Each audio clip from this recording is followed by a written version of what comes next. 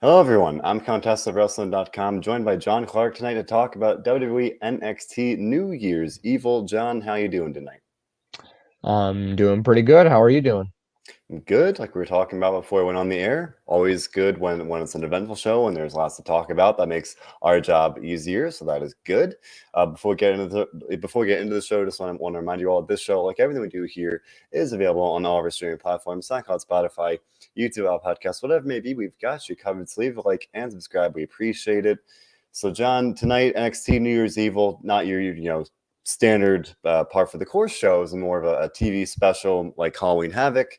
Maybe not quite a takeover, but it definitely felt like one from the start. We started with kind of a pay-per-view level intro, video package, the whole 9 yards. I like that. Made it feel like a very special show. Um, you know, I guess general thoughts out of the way first. I thought it was a good show. We had 3 title matches. We had the Riddle and MSK versus Imperium match to look forward to. I think every match delivered. Lots of good stuff here. Some not so good stuff, but let's dive right in here because we started off with a very good match. It was Carmelo Hayes facing Roderick Strong in the Championship Unification match, which was really framed as the North American Championship match because their official Twitter page said, "And still the North American champion." So it really felt more like, you know, uh, like a North American title match, but I mean and in a way it's true, right? That's the takeaway. The titles are unified. The winner is the undisputed North American champion, Kyle Hayes. Of course, wound up with the victory, so he is the champion. Now, whether or not he's the A champion will remain to be seen. But for me, ironically, this match and the main event both very very good. But they both suffered from the same problem in that the result felt like a lock. Like I had absolutely no doubt heading into it who's going to win. And especially for the main event, we'll talk about it later. There were some points where I thought, okay, they had some good near falls. They kind of made me doubt even a little bit. But by and large, I was like, as good as everyone here involved in these matches was, so that the one knock on it being just I really didn't feel like the outcome was ever in question. But John, starting with this championship unification match, what did you think about this match here with Hayes defeating Roderick Strong? I thought the match really delivered. I think Carmelo has been showing unreal talent and really excelling in his role, both character-wise and in ring-wise. I agree with your analysis of Roderick Strong. It never felt like he had a legitimate chance to win this match. So, uh, unsurprisingly, I think it was very predictable. Although I think the right man did win in the end. I think Carmelo was the guy that should have won. He'll continue on NXT for months, I mean, maybe years for all we know, down the road. And look, we say this a lot, and I have to say it again because we've seen this time and time again. I really hope that when he does eventually make the jump to the main roster, it can stick. The talent, the storyline, the utilization, all of that stuff. With that being said, I'm not quite sure what the future holds for Roderick Strong. He is freshly signed to a new contract just this past fall or summer, so he's not going anywhere as far as I can know. So Stephen Chambers is saying any truth about Strong's contract expiring? No, no truth. He just re-signed, I believe, for at least 2 years, maybe even three. So his contract does not expire soon. He would be someone that I could see making the jump to the main roster. Let's not forget that he was a solo guy before Undisputed Era when he joined them. He was a pretty good babyface too. Ever since then, he has been kind of floating around in the Diamond Line thing. We'll see what happens, but I think regardless, he'll continue to be prominent on TV. Just what show and how often remains to be seen. I mean, that's the big thing here, I guess. Two things. Obviously, Kamala Hayes definitely cementing himself as not even a rising star. I think he has arrived in that sense. Brian Everett saying he's an up and coming star. This match was 5 stars for the match itself. I would agree. It was a very good match. Again, if you look at it on paper, the action itself was very, very good. There's one point, a top rope, like an X superplex or something like that. It looked really, really cool. I really liked it a lot. Yeah, so I can't complain with that. Definitely Roderick Strong. I would think he's in a weird spot coming out of this. We've been talking about it for a while now. Very much, we are now in the 2.0 era. So a guy like Roderick Strong, probably him and Ciampa are really the elder statesmen, if you will. So they are kind of left in limbo, especially if they don't get called up. And I have a hard time thinking they're going to call Roderick Strong up. No knock on him at all. He's a world-class talent. But I don't know if I see that. Like, I don't know. Ciampa makes some sense. I can see that more easily, I guess. But I mean, at least for me personally, just I started watching NXT when Roderick Strong was firmly in the Undisputed Era. So I didn't really see him in that singles role. So I have a hard time kind of seeing him like in that sense. I think it's possible. I think he'd do great on the roster in that sense. But especially with the as you were talking about the report that he has re-signed. In theory, he's not going anywhere in terms of any companies. So now it's a question of how are they going to use him on NXT or the main roster. Stephen Chambers thinking like to see a rematch. Maybe they'll do that as a short-term thing. But then beyond that, I just don't know. He does have the diamond mine. So there's that. And I think that could be kind of a good, path forward for him. But yeah, by never agreeing, not quite sure what they could do with him on the main roster at this point. So I have to imagine, at least for now, he will remain one of the real veterans on NXT. And I don't think that's a bad thing by any means. But as we've been seeing, definitely the young guys are getting the spotlight here. So that is something that we'll have to kind of wait and see what they do with him. DJ is saying that Carmelo winning shocked him. He thought it was Strong's night. Is it just NXT Universe's loyalty to the product, or are they going with a babyface turn for Strong? I think it's the loyalty, because Strong came out tonight and he did get some cheers, and I definitely think that there was that sense of loyalty, and that he is an NXT lifer at this point. And as I said, I think he's going to be there for a while. Because again, I struggle to think of him really doing any better on the main roster at this point. But John, you mentioned yourself here, Josh, after saying he did have a good singles run before the Undisputed Era, before that chapter of his career. So you never know. I think it's possible. But mentioning that the NXT fans' loyalty nicely segues into the next point. AJ Styles was back on NXT tonight to confront Grayson Waller. They did not have a match. The graphic for the segment will lead you to believe otherwise. They did not have a match. Instead, Styles came out. He said that there's something special about NXT, and my brain kind of sarcastically thought, oh, there was, and they ruined it. But not going to go there. NXT is still very special. Obviously, it's a great product in many ways. But good promo from Styles, talking about the NXT fans and saying he'd be quote unquote damned if he was going to let someone like Grayson Waller ruin the NXT brand, the NXT fans' loyalty and everything. Good promo, good to have AJ Styles on Raw, but Waller comes out and very fairly says, "Oh, hey AJ, you just got crushed by Omos on Raw, so there you go." And Styles kind of fired back, well, all right, let's have a match here and now, let's do it. And Waller said, no, we're going to do this next week in the main event. So finally, these two guys are going to have a match next week. Not just saying it sucked that AJ didn't wrestle. I mean, the card was pretty stacked as it was. The main event, not that it was shortchanged, but there wasn't really a lot of spare time other than some of the questionable non-wrestling segments we got here tonight. But John, what do you think about this segment from AJ and the fact we will finally get a match with AJ and Waller here? Yeah, I don't think anybody should doubt the impact that Styles has no matter what show he's on. He was unanimously cheered tonight on the show. Waller was unanimously booed. It's been like that for quite a long time now, ever since pretty much what he did to a couple weeks ago there. But Styles is almost like that unsung hero because people like the NXT 1.0 guys that are pretty much gone. So now when you get a main roster guy there, it's just like he's the guy. You know what I mean? Like, I think this NXT run will be just, maybe short term, maybe see what it does for the numbers. Now, he's definitely forwarded the speed of Waller getting more and more heat every week, I think. And I think he just needs more time to become like more of a household name. I think it will work eventually. He's already getting heat. If he can continue to become a bigger name, and the thing about him is he already feels like a bigger deal than many of the other newcomers on the show. Tony D'Angelo, one that I think of, Andre Chase, Von Wagner. Besides Braun Breaker, I really feel like Waller has been like the guy, especially when it comes to face or heel, because he has been with some very, very big people that mean a lot to others. AJ Styles, Johnny Gargano, and Herman asking if AJ Styles is a face.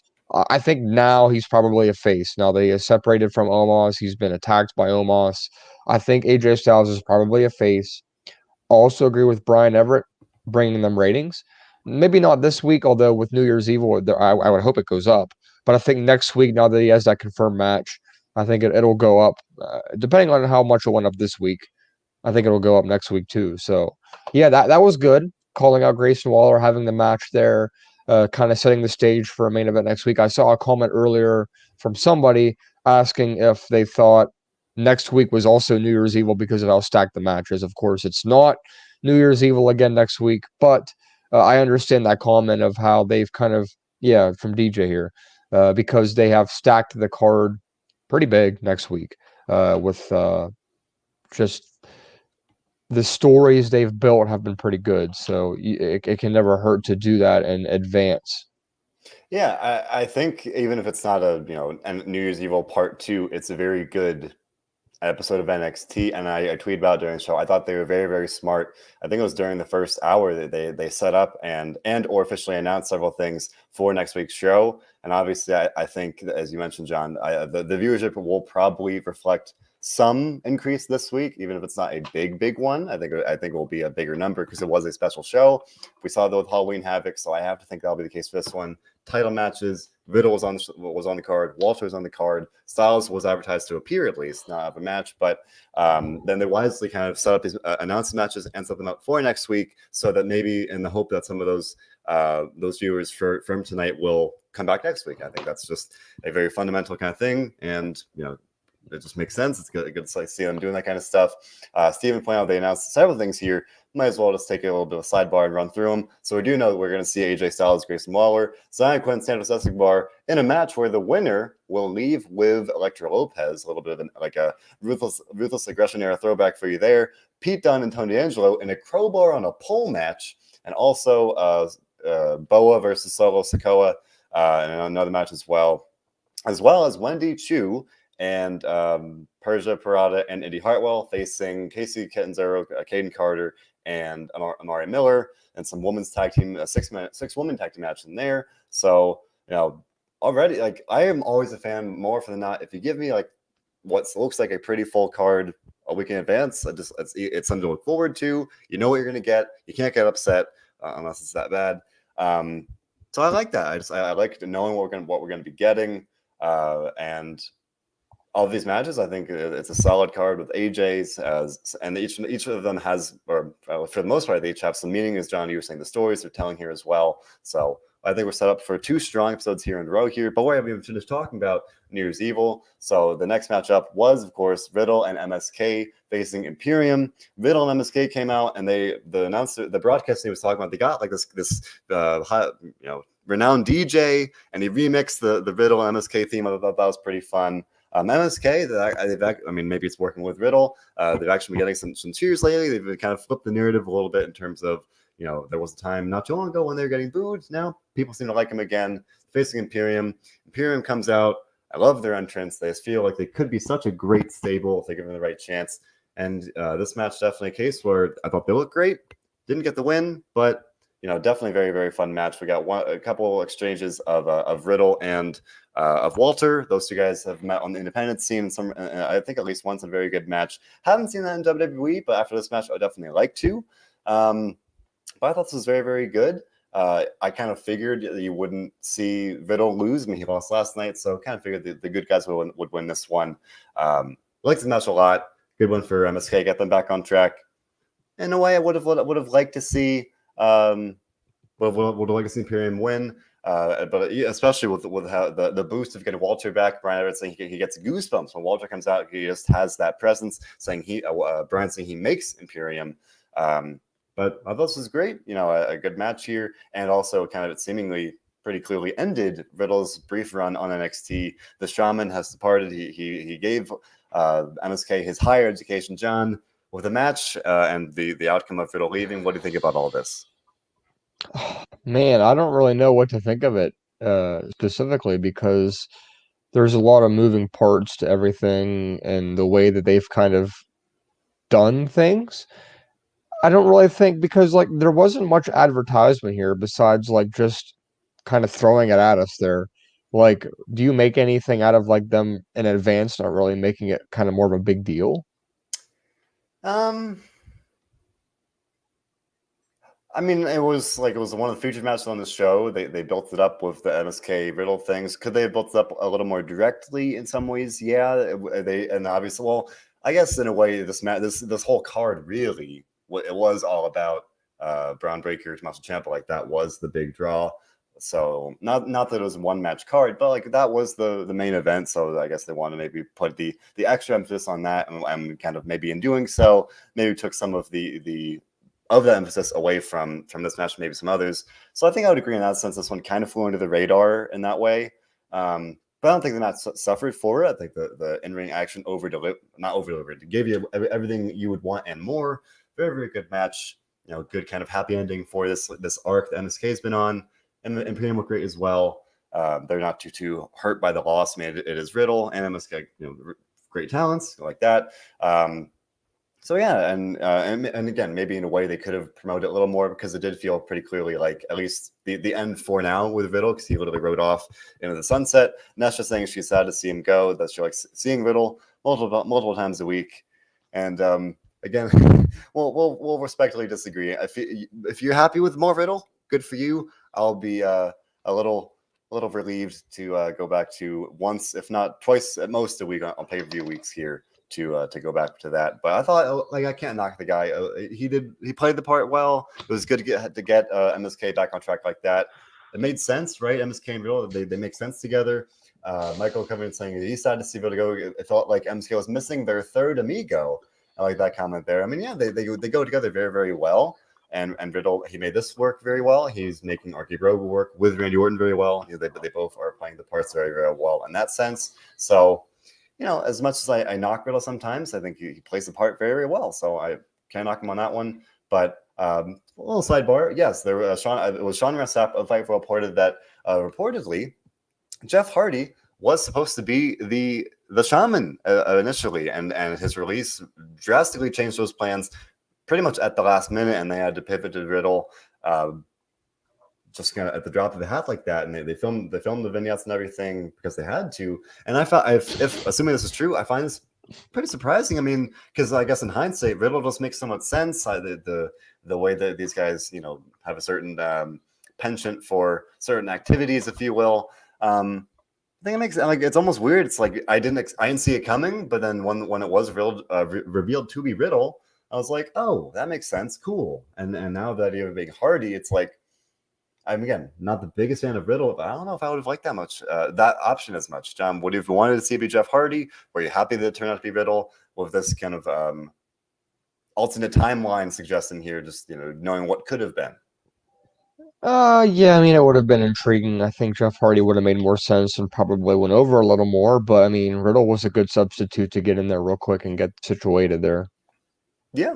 And I think it worked out well. And that's just saying that Riddle makes more sense, at least to her. And I would agree. I think, not to say Jeff would have been a bad option by any means, but ironically, I think the Riddle option wound up being, or the fact that they had to replace him with Riddle wound up being a good thing. So, like we were saying, MSK back on track in the tag team division here. So, with that in mind, yes, as Josh Hefner and others have pointed out, the Dusty Cup is coming back. The men's tournament will kick off in 2 weeks. The women's tournament will kick off at some point in February. So, with that in mind, DJ pointing out at one point, the Creed brothers told MSK they're going to win the Dusty Cup. And DJ was asking, was that kind of a way to maybe plant the seeds? So no, it will be MSK winning. And if so, that will be their second year in a row that they won. They won in 2021. They've also got Joe Gacy and Harland. They had a promo where they kind of declared their interest in challenging or entering the tournament here. I think they might be a dark horse. I mean, Harland literally won his debut by smashing a dude's head to the mat until he stopped moving. So I think he's definitely going to be kind of a powerhouse in that sense. MSK, former champions. You've got Imperium are the champions right now, so probably not them, obviously. But Briggs and Jensen, you've got Legato, another team as well. I mean, I think they've added some teams to the tag division. And Grizzly November is another one. Jack Time, like they have options. I'm really struggling to think of any real strong contenders. MSK are made men. I think they might do Gacy and Harland to kind of build them up. Grizzly Young Veterans, Steven Chambers pointing them out. I mean, I would like that if they finally got that big win, but their current gimmick is so bad that I just don't know. But on the flip side, and that's just saying that Jacket Time could win, Steven Chambers as well. Oh, no knock on the talent, but I hope not. Like we often say it here all the time, it's all about the booking. And to see Jacket Time win the Dusty Cup, like that's not it, man. That's not it. I hope not. Michael covered what 3 comments in a row going for Jacket Time here. But John, what do you think about the Dusty Cup coming back and several weeks away here? Who do you think might, or I guess I should say, who's your early pick for the potential winner here? Jacket Time. Another one, man, and DJ as well. So the support's rolling in for Jacket Time. I mean, ironically, they've been on TV. You know what, Colin? It's Jacket Time. God, I hope not.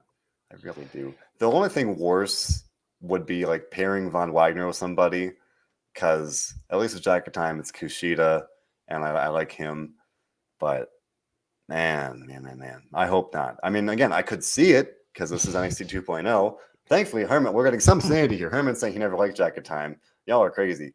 But DJ said he's leaning more on Gacy and Parker Boudreaux or Harland here. Yeah, I like that as kind of a dark horse option. And that's just saying MSK can't win 2 years in a row. I mean, they can. Anything can happen. I would agree. Maybe you'd want to build up a new team here by having someone else win. Again, MSK, they are the former champions. We've seen them face Imperium before. They're probably going to get a rematch anyway.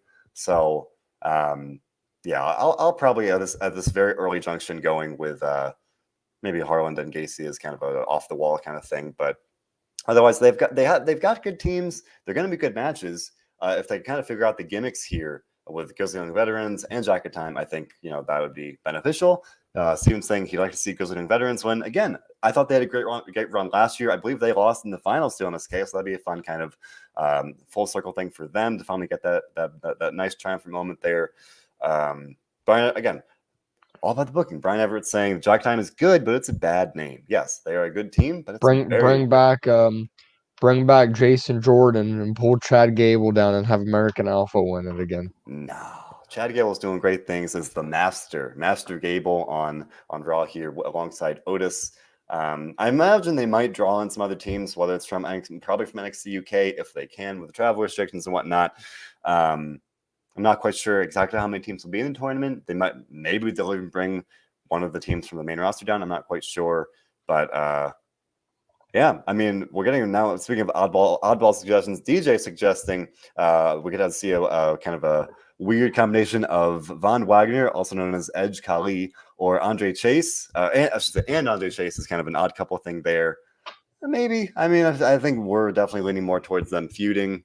And if you call that a feud, doesn't really feel like a feud, more of a squash waiting to happen there. We'll talk about that in a minute. But yes, we're also going to have the Women's Dusty Cup. That one's hard to predict. They really don't have many teams, as Steven Chambers pointing out. You've got Casey and Caden. You've got Persia and Indy. Otherwise, no, not that's it. That's about it. That's really it. Toxic Attraction as the champions. So again, you can't even count the champions in that. So that's even harder to call. Again, if they bring some people down in terms of or from the main roster, if they can from NXT UK, I don't know. I believe that the women's tournament was smaller than men's last year for that very reason. Smaller in terms of less matches, less teams. For the women, I would lean toward picking Persia and India. I think that'd be good.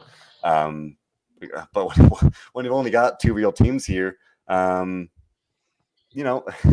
have to think that's going to be them. DJ calling them the Index Girls. I mean, the lasting legacy of Index at this point. Nesha picking Casey and Caden. I think they're a great team. Yet again, it's a gimmick. I think they're a great team, but they've had these vignettes of going to the concerts and partying and all these things. Yeah, that's not it. I'm hoping it's going to be Persia and Indy. Brian's saying they remind him of the Iconics. Good comparison. I like that a lot. They are, of course. I think they're both Australian as well. Ironically, so that is a very good comparison. So the Iconics 2.0 in some ways. That they'd be my pick. And again, in the tournament when we've got pretty much only 2 legitimate teams. Unfortunately, fan of the show Nando. Yeah, WWE had enough women for a tag tournament, and then they didn't because the kind of combination of budget cuts, quote unquote budget cuts, and of course the ongoing pandemic. And you've had options. So you could see any number of kind of random teams. Tiffany Stratton and Mei Ying, also known as now known as Wendy Chu, and a number of other things. But yeah, I guess again, really only two at this point that I can think of, and two real options. I'm going to go with Persian and Indy. John, would you agree? Do you think we're going to get something that we can't even predict? There'll be someone random. Yeah, I think that uh Indy and Persia for sure.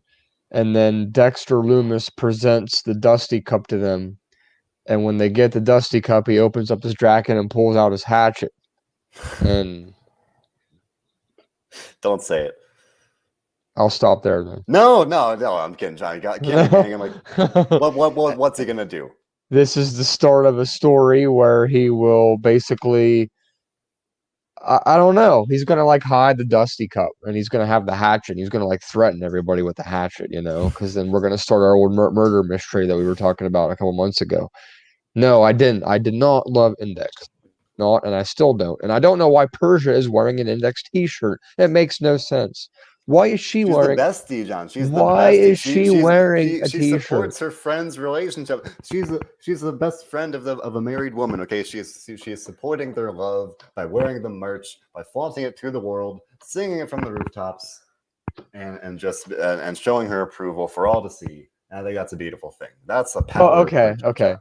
So, so we're talking. I was talking about things that I didn't like, and Index is one of them. But I need to talk about Von Wagner Oh boy. attacking fans at ringside. Mhm. Look, this this particularly wasn't a bad use of either Andre Chase or Von Wagner, but I'm not quite sure what we're doing with Von Wagner attacking again, and I quote, a fan at ringside. I mean, he is somewhat starting to find a little bit of a personality as a heel. He needs serious help on the microphone. Yeah. Serious help on the microphone. Whatever story he's trying to tell, I have absolutely no idea what that story is. He almost tossed that fan over and literally almost put him into the steps. This guy's head almost went off the steps. I don't understand the interruption of Andre Chase giving a full scholarship just because somebody didn't get thrown off of a roof. I mean, How rude. if you want to take me upstairs and not throw me off the roof and then give me a full scholarship, okay, let's do it. Like, I don't get it. Chase Oh boy. is doing better than Von Wagner, but both of these guys have been the biggest jokes of the newcomers so far. But Andre Chase is by design. Yes. Okay. Stephen Chambers right off the bat here saying that Lorch von Wagner is that. Man, just seeing the wrestling Twitterverse unite and just the disdain for Von Wagner, beautiful thing. I'm sorry. I don't mean to knock the guy, but like, it's just not working. Von Wagner needs the help of Dr. Shelby at a Yeah, he therapy does. Oh session. my gosh, he has snapped, and he needs some help in that sense. Steven saying, kind of alongside what you're saying, John, he needs help with the promos. Steven saying, just give him a manager. Don't even have him talk. If I may, let me read one thing that he said, and that caught my eye. He said, "Tune in to the Von Wagner watch along and see who I like tune out next," or something like that. I'm like, my gosh, who writes this crap? And let alone, again, it's pretty much, if not 50-50, it is very much a combination. The writing itself and the delivery. So as we talked about on Raw with Liv Morgan, if you're a world class talent on the mic, you can probably make bad writing come across as decent to good.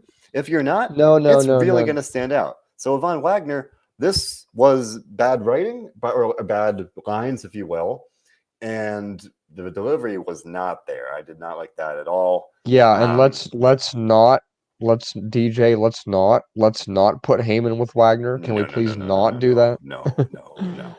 Oh no, keep him Let's put far, far away. nobody with him. Oh, but you mentioned Von. Yes, Von did snapping and attacking fans. That was scripted, and I joked about on Oh Twitter. I was God, like, I hope "Oh, so. if you actually snap, we'd have a big problem."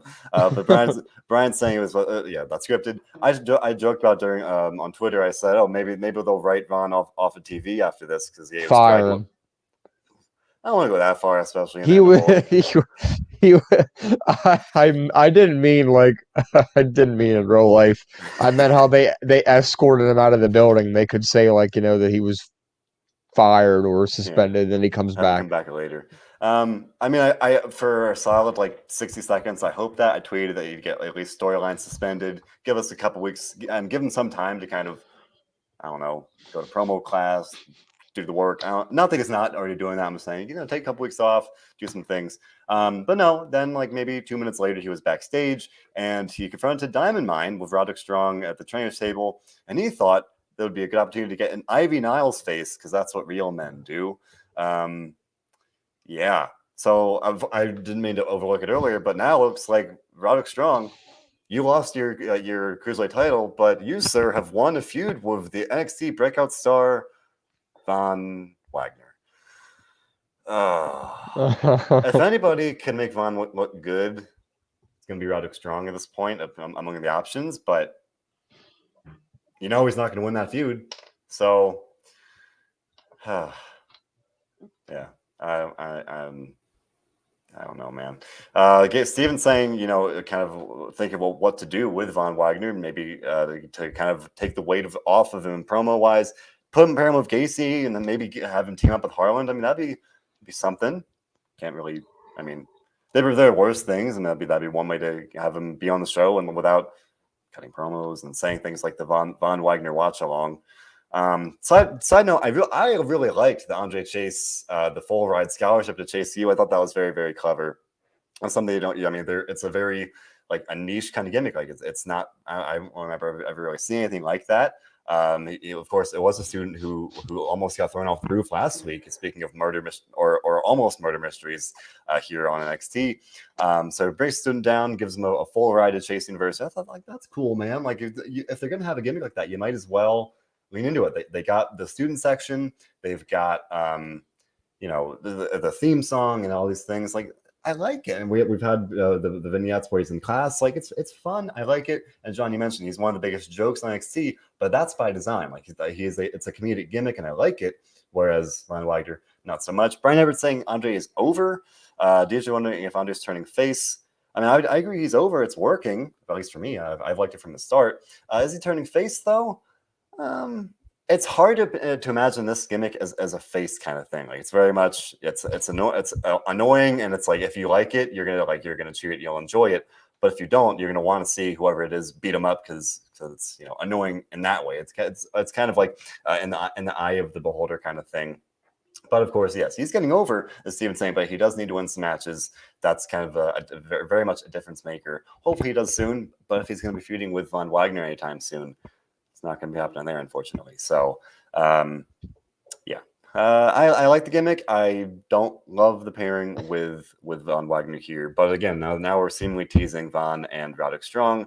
Not sure if that's any better. But that leads us into another title match here on NXT New Year's Evil. It was a triple threat match for the NXT Women's Championship. Mandy Rose, Raquel Gonzalez, and Cora Jade.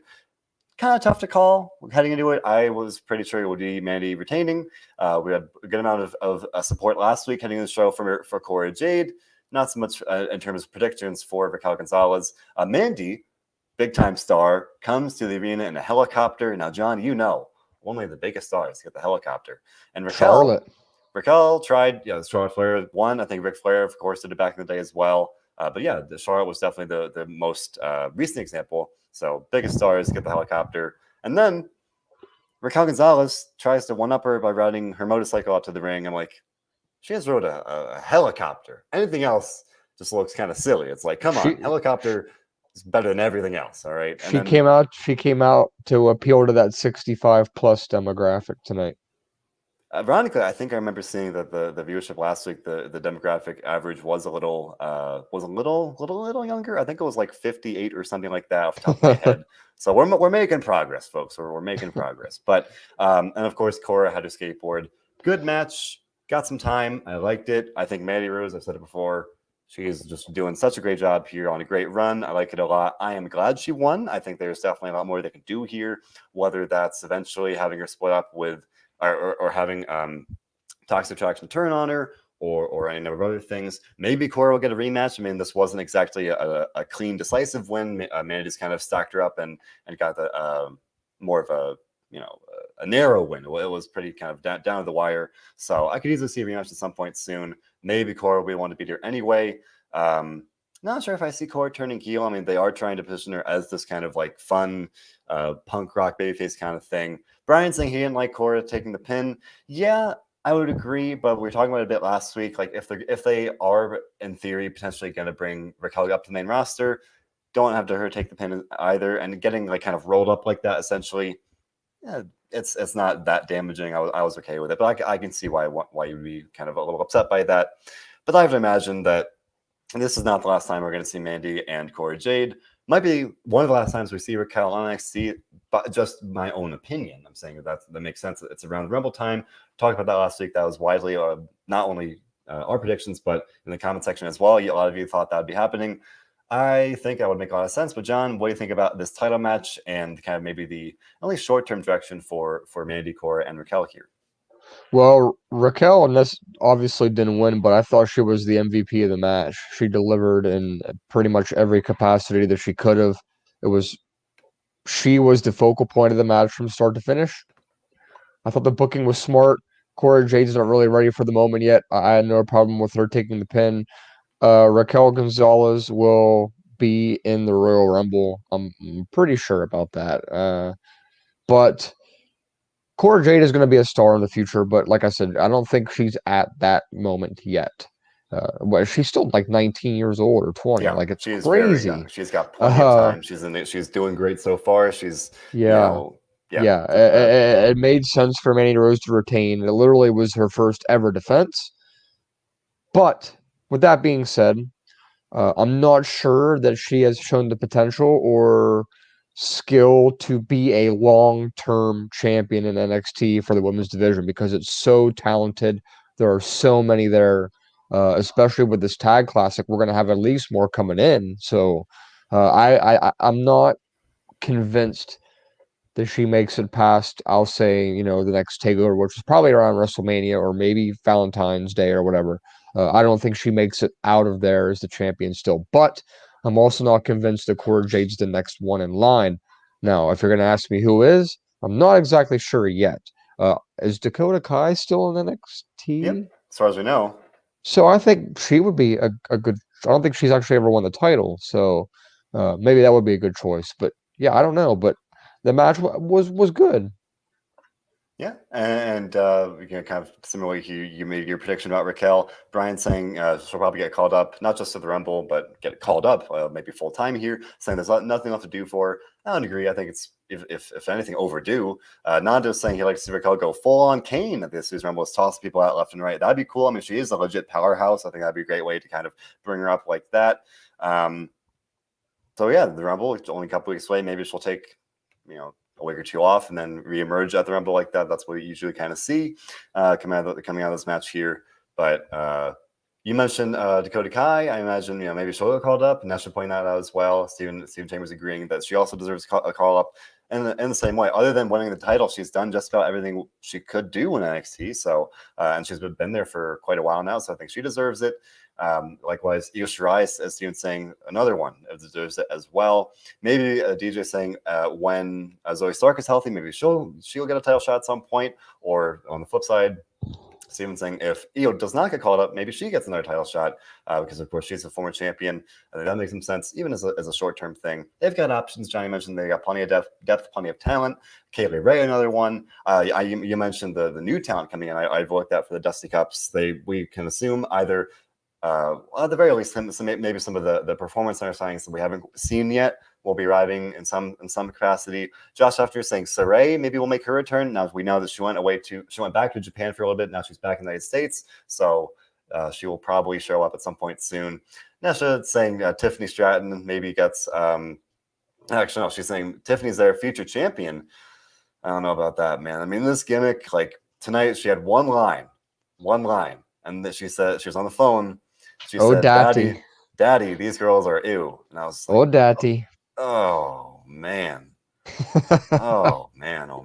Like I've been saying since these vignettes started airing, like this gimmick is like, it's so on that line of like genuinely annoying to the point of like go away versus like, oh, this is annoying, but this is good heel heat. Like I can't quite tell where I fall on that line, but a line like that of like, Daddy, these girls are ew. I'm like, mm, She was on no. the she was on the phone with me. Oh, good Lord, John. roll, as Conrad Thompson would say, roll tide on that one. My gosh. Brian saying, horrible gimmick. John, I'm thrown off by John there, but oh boy, yeah, yeah. Future champion? Question mark. I mean, we've only had her. We've only seen her have like one match on NXT so far. So, John, you're just getting all the reactions here. Does that? Oh goodness, we are off the rails here. That was something else. That's how NXT usually is. Just like the show, we're just like the show, you know. You're getting credit from Nanda for running wild tonight, just like Hulkamania. And I should point out that the Tiffany was on 205 Live. Yeah, we've only seen her once, I believe, in the ring on Prime NXT. So another possibility, maybe Toxic Attraction will get a title shot at some point. But, you know, they've got options. I imagine that we'll see any number of these very talented people get a shot at some point. But yeah, I think that... Jeez. John, you threw me off my rhythm. I was doing so well. We gotta need to talk about the main event at some point.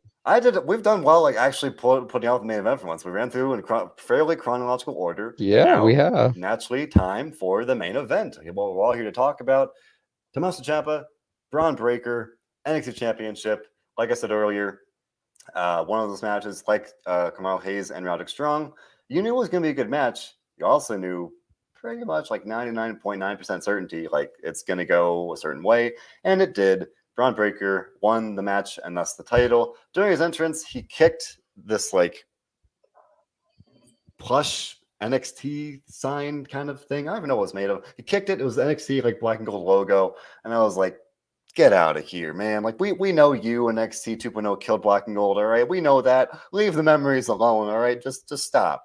Like, we get it. Leave it alone. All right. You don't got to keep burying it like that. Heart goes out to Triple H on that one because like they're just destroying his baby. They already have. That's dead and gone. But you know, as we've been talking about for weeks now, tonight the crowning moment for Braun Breaker, the crowning you know, of 2.0 itself. Like this is like we've joked before, but this did feel like NXT 2.5. Like we had the new stars arrive with the 2.0 revamp. Now we are in the new era of Kamala Hayes unify the championship. To start the show, we end with Braun Breaker beating Tommaso Ciampa in a very, very competitive match here. A couple fun things. Rick Steiner, Braun's dad, was indeed at ringside. A couple people at ringside tweeted that out. They didn't acknowledge it on the show, as far as I know, but after the show went off the air, various people on Twitter pointed that out, that Rick was there, celebrated with Braun.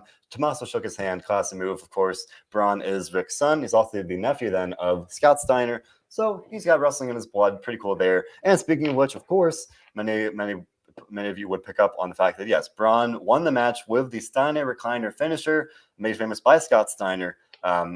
One knock on the match here, as good as it was, yes, Steven saying that he would have rather have had Ciampa pass out than tapping out, because since when would Tommaso Ciampa tap out? This is the black heart, the heart and soul of NXT. Like, they never do him like that, man. Like, come on. He could have passed out. Still would have made Braun look great. Still would have been a good ending. Silver lining, you know, that did really cement, hey, Braun Breaker beat Ciampa. Like, can't even dispute that. But you know, as a fan of Ciampa, you know, that kind of took me out of it a little bit. Very, very good match there. Several good, cool spots. Ciampa kind of dove over the ropes onto Breaker there. Pretty cool spot. Several good near falls. Ciampa hit the Widow's Bell, the fairy tale ending, all these things. Breaker hit the Frankensteiner, all these good things. It was a very, very good match. And like I said, you know, crowning moment for Breaker. Good match. Good way to, again, kick off the new year in terms of this is the new NXT officially. John, what do you think about NXT 2.5, or at least in the here and now, Breaker winning and being the NXT champion? This was easily the biggest moment of NXT 2.0 to date. I think it was the solidifying decision factor step, whatever you want to call it, to completely erase 1.0 and its memories, at least for now. I know it's only January 4th, but every year has to start out with its first match of the year contender. I thought tonight we saw a very great match. Very good match. Braun Breaker proved so much in the ring tonight. It's clear he's ready for this. He looks like an absolute stud. He wrestles like an absolute stud. He's pretty good on the mic, although I'm sure he'll get more work next couple weeks. I think he's ready to carry NXT for a majority of 2022. And I'm interested to see who and if anyone can challenge him this soon for that title. Who will be next in line? Who can challenge him and be really at the same level? Because, I mean, getting on Ciampa, I think he's done. I think he's going to the Royal Rumble. I know a lot of people don't think he's going to go to the main roster, but I think he's going to go to the main roster. Uh, no commercial breaks was a very nice touch. Also, I like to see that. It was just a very good back and forth match the whole time. Um, you know, I'm excited to see just how far they can advance NXT 2.0 now that like 1.0 is legitimately in the rearview mirror. So, thinking about possibilities, I mean, I really want to see Samoa Joe come back and try to get his match again. Although I don't think he would actually win. But hey, putting Breaker over Samoa Joe just makes him look even better. So I don't really know who's next, and I don't know how soon we'll find out. But I'm excited to see how they build off of this tonight.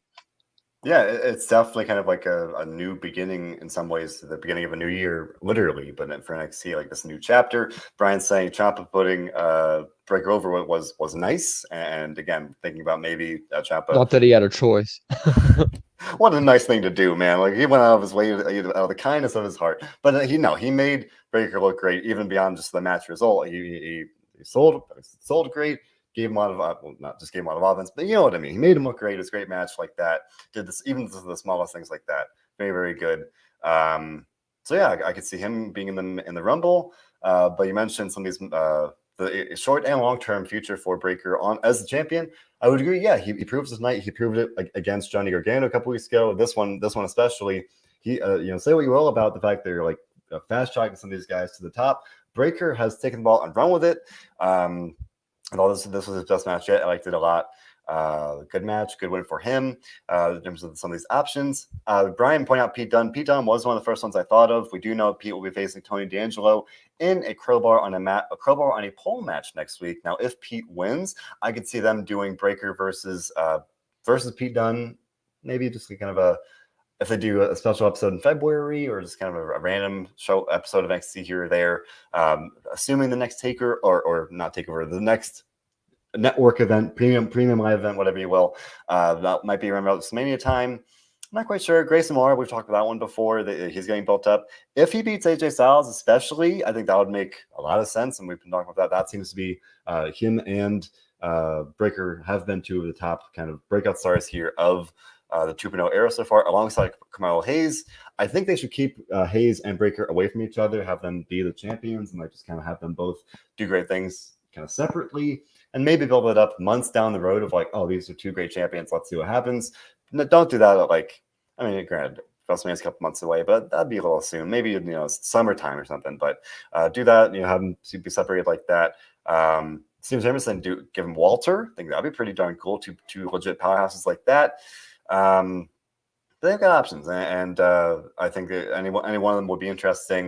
You mentioned Samoa Joe. Still don't quite know what's going to be happening there in terms of like we haven't heard anything since he vacated the title. I haven't heard anything about his status whatsoever, so I can't really comment on that one. If /when he comes back, maybe that'd be a great match, great feud, because that's kind of one of the very last kind of flag bearers of the old NXT here, so that'd be a good storyline. And that's just strikes the day of Walter, so that'd be a fun possibility as well. I mean, good options, as always with the start of a title reign. You like to think about some of the possibilities, and they've got some good ones, and that's just a way to set it up for success here. I do want to point out, give Nando some credit here.